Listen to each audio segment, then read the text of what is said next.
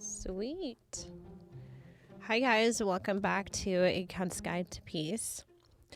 I want to say that you're supposed to just listen to this episode, like you're not supposed to watch it, but I'm here for you anyway if you're more of a visual person.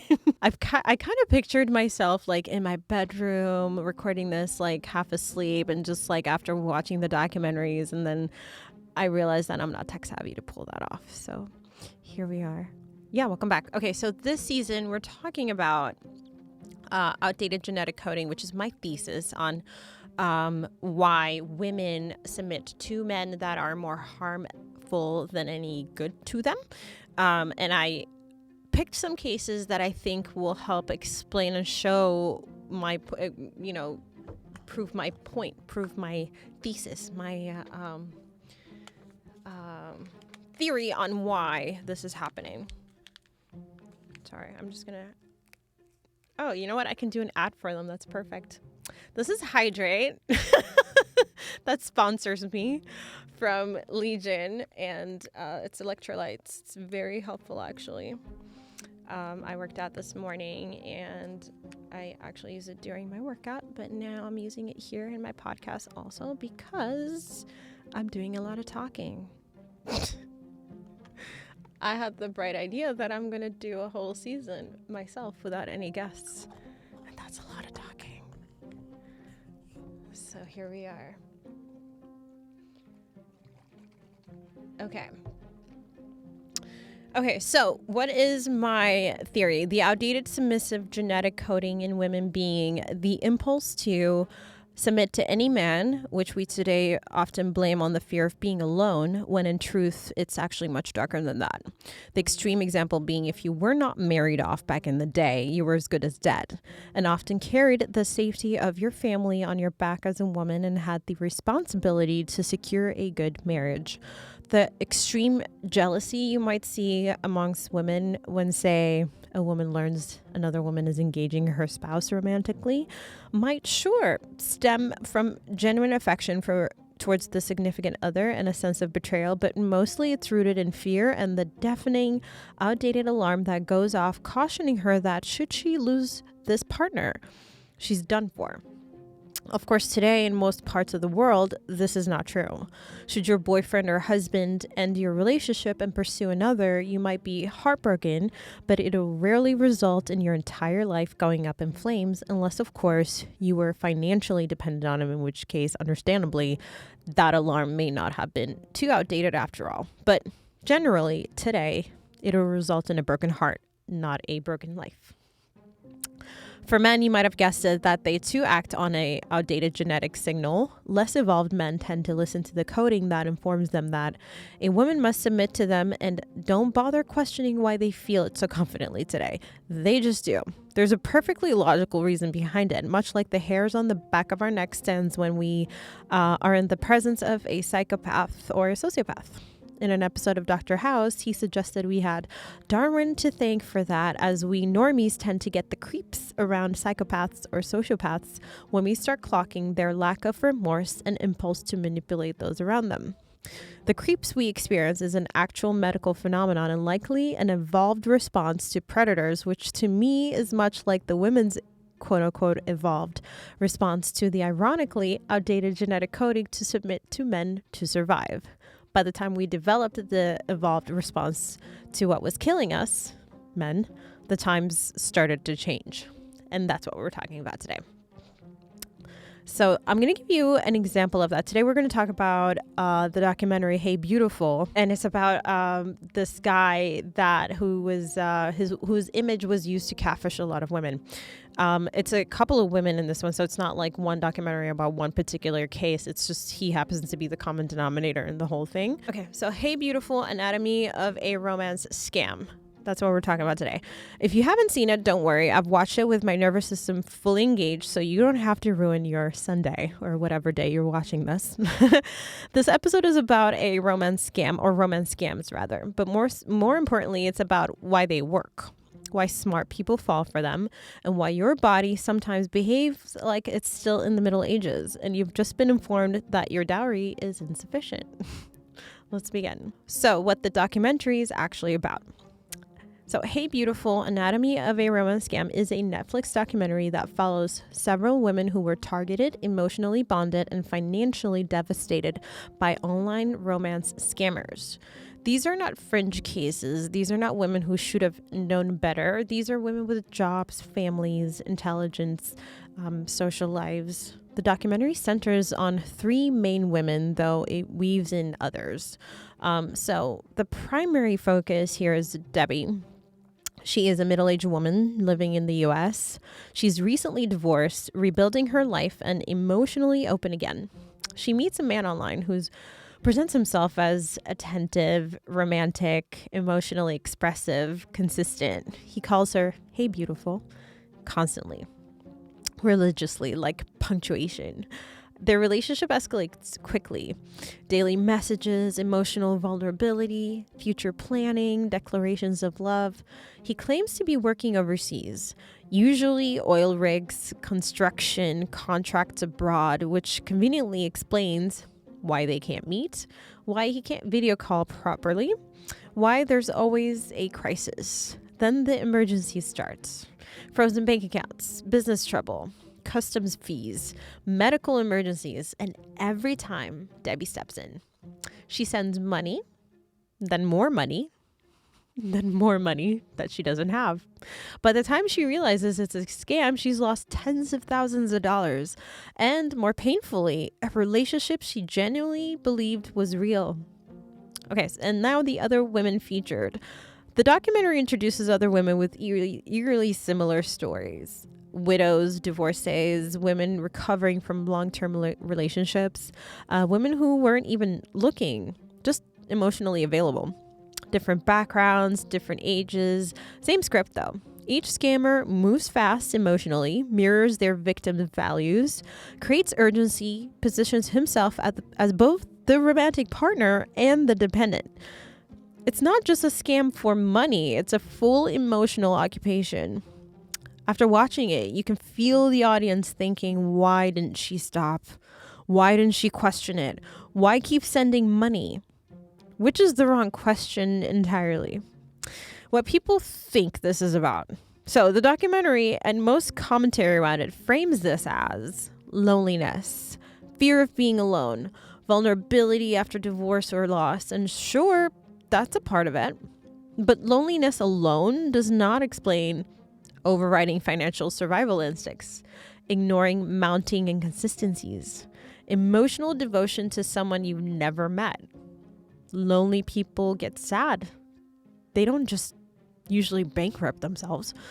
Something else was happening. Something older, something louder, something biological. And this is where we pivot. The outdated submissive genetic coding in women. So as I explained in the beginning, I argue that women carry an ancient survival alarm. Historically speaking, if a woman did not secure a male partner, she didn't just end up alone. She often ended up destitute, unsafe, or dead, and frequently took her family down with her. Marriage wasn't romance, it was infrastructure. So women evolved an internal mechanism that says secure male attachment or perish. That mechanism didn't just disappear just because we got bank accounts, we got jobs, we got autonomy. It just became chronically misapplied. Today, that alarm manifests as intense fear of abandonment, staying too long, overinvesting early, mistaking urgency for love, mistaking anxiety for intuition. And in extreme cases, like Hey Beautiful, it sounds like, if I lose this man, I lose everything. Even when that factually is untrue. The body doesn't care about facts. It cares about survival patterns. Jealousy, betrayal, and the ancient panic response. Let's talk about that. This same alarm explains something else we pathologize constantly. Female jealousy. When a woman discovers another woman is engaging her partner, we say it's insecurity, possessiveness, immaturity. But historically, losing a partner meant losing protection, resources, status, safety. So that reaction isn't just emotional, it's existential panic. The body hears, you're about to be abandoned. You will not survive this. even though today, in most cases, it will break your heart, but not your entire life. Unless, and this matters, you are financially or socially dependent on that partner. In that case, the alarm is not outdated, it's just louder. Men and their own outdated software. Men, don't relax, you're next. Men also operate on outdated genetic coding. Less evolved men feel an unexamined certainty that women should submit, their authority is natural, their dominance is justified, not because they're villains, but because once upon a time, dominance was survival. Think of how we instinctively recoil around psychopaths. I gave you this example earlier. It's suggested that it is a evolved response to predators. The irony of this being the same example to explain my outdated genetic coding is that by the time we evolved that alarm to submit to men so they don't harm us, society started changing. And now both systems are running on outdated software in a modern world. And that's, again, when you look at examples of women that you just don't understand, how did that happen and why are you making yourself dumber for him? This is why I'm telling you, I've cracked the code. Why the scam works. Romance scammers don't exploit stupidity. They exploit attachment systems, fear of abandonment, survival alarms, emotional urgency. Once that alarm is screaming, logic cannot compete. That's why women in Hey Beautiful aren't foolish. They're human. Their bodies mistook emotional intensity for survival necessity. So I gave you this example, hopefully without not spoiling it too much. I mean, I think you get it. Essentially, they get scammed within an inch of their life, and suddenly towards the end, after far too much has been lost, they're like, oh, it's not real. What I see, and the reason I gave you this example, so these are they're older women in terms of women either that had been widowed or they've had children that are grown up, and they've had a first chapter in their lives.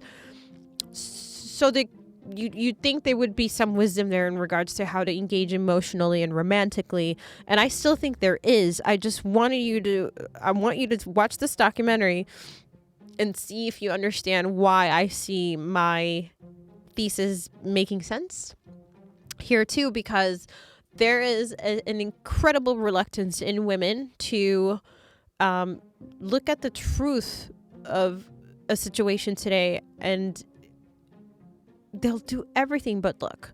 And I'm not trying to attack women.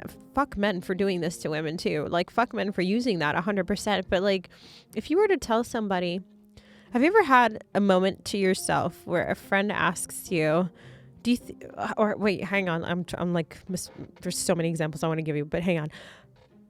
The popular one being, oh, you were just too good for him. You were just too awesome for him. When the truth is, he's just not that interested, right? But nobody would say that. You're just so amazing. That's why he didn't call you, because you're just so amazing and you're intimidating and blah, blah, blah. There's so much ego stroking happening there.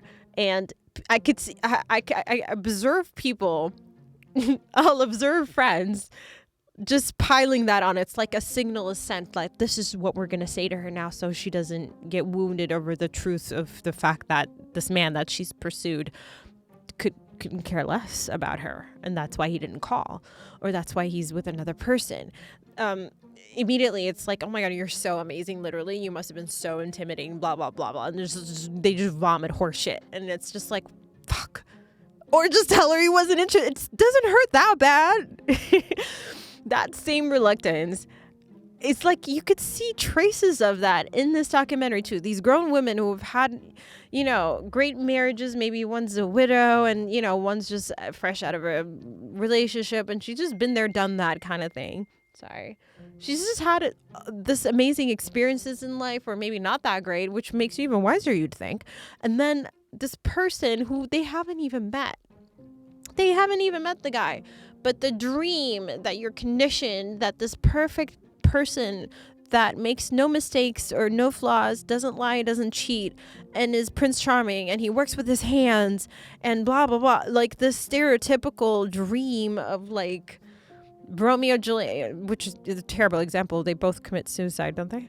I'm like Cinderella. How's that? Also, by the way, has sinister roots if you look at the original. Whatever. The point is the dreamy person that makes no errors, no mistake, and is perfect, somehow still intoxicates these women. And all these men have to do, these emotional terrorists, is figure out the entry point to that dream that you might still be holding on to.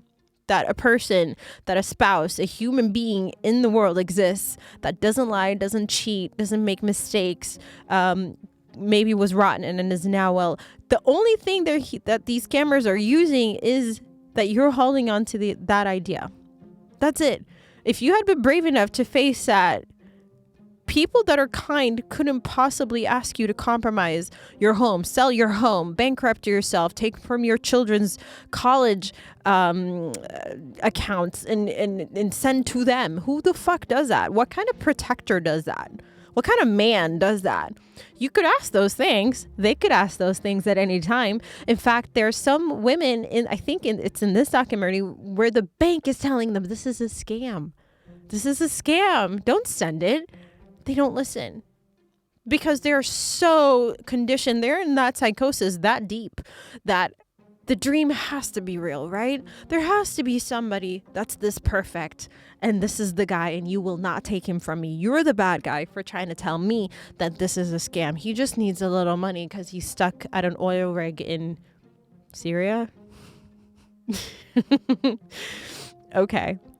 But anyway, I hope you appreciated this episode. It's a little rambly, but you know what? This is kind of what I like to do. This is all I do. I sit and I analyze true crime rom-com podcasts and documentaries, and I thought this would be cool to kind of bring to my platform and talk to you guys about, because I wrote a whole book called A Cunt's Guide to Peace, where a whole chapter is about romantic scams and the deceptive ways we engage each other. And I just wanted to really focus on this particular chapter because I feel like it's kind of the era for that. I'm seeing a lot of podcasts about it and documentaries are coming out. It's like they're tailored to exactly the things I enjoy watching and learning about. And I wanted to do my take on it. So this one's called Hey Beautiful. It's on Netflix still, last I checked. So have a look and then tell me what you thought and if you think my theory makes sense. Okay, bye.